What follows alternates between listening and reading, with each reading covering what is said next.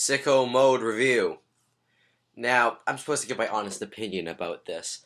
So, let's just start off with this simple statement. I enjoyed Sicko Mode. I thought it was a good song. But there were some parts that could have been done a lot better. So, some context. Sicko Mode is a rap song by the rapper Travis Scott featuring Drake, with Sway Lee and Big Hawk performing a bridge segment. It's been divided into three separate parts in the same song, much like Bohemian Rhapsody did by dividing itself into separate parts, and is off of Travis Scott's third studio LP, Astroworld, released last year in 2018. So, what makes this song good? Well, one thing I do enjoy is Drake's feature. Despite not liking most of his other music, Drake's feature on this I find to be very good. The first part in the song is frankly my favorite part of this song, and that's saying a lot because it's just Drake. Now, his parts in the ending also breathe a bit of life into it, but I found part 3 to be the most boring out of all of them, so that's something. The instrumentals for the song were also very good. However, much like the performance of Drake and Travis throughout the song, the instrumentals do tone down and get more boring as the song progresses. Sway Lee and Big Hawk's bridge segment in part 2 is really good. Just the inclusion of that little spacer in between Travis's rap verses, I think, is a very nice choice. Sway Lee is a very good artist, and I enjoy their music. I'm not sure if Sway Lee's a boy or girl. And honoring Big Hawk is another strong point here. The guy was sadly gunned down in 2006, I believe, so it's good that we can keep his legacy going in the form of this big hit. However, Sway Lee's features only last in total 9 seconds of a 5-minute track, so there was definitely some missed potential there.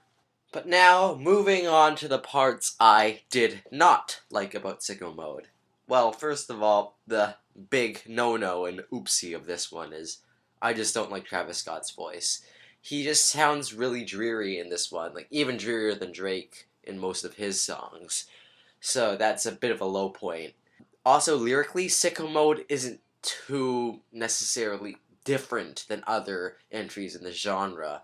Travis Scott literally says all these hoes on these albums I produce.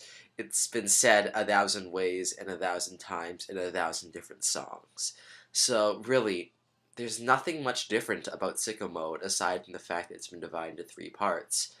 I thought some of the transitions were a bit boring. I mean, Travis Scott literally just slams his corn-rolled head down onto the synthesizer to make the transition between part 1, part 2, and part 3. Just, come on, Travis. You could do better than that. I mean, give us some little cool instrumental thing. I don't know. Instead of just going on that, and that's just not very fun.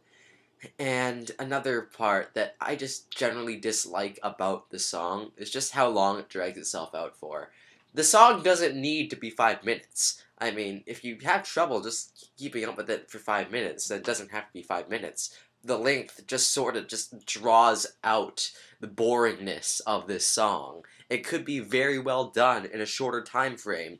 For example, 21 Pilots' Levitate packs a whole bunch of words, a commentary. In fact, it is a commentary on the scene of popular culture, and packs it into just under 3 minutes. Sicko Mode draws out a normal rap track to 5 minutes instead, and there's not much to be said over a long period of time compared to a lot to be said in a short period of time.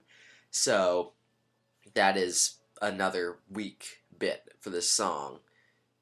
So that was the last gripe I had, thankfully, because, I honestly enjoyed this song. Travis Scott really did a great job with this track for the most part, and while some parts could have definitely been done a lot better, it is overall a good song, a part of a good album. I did enjoy Astroworld. Not as much as I did other albums. For example, Speaker Box and The Love Below by Outkast is definitely one of my favorite hip-hop albums of all time.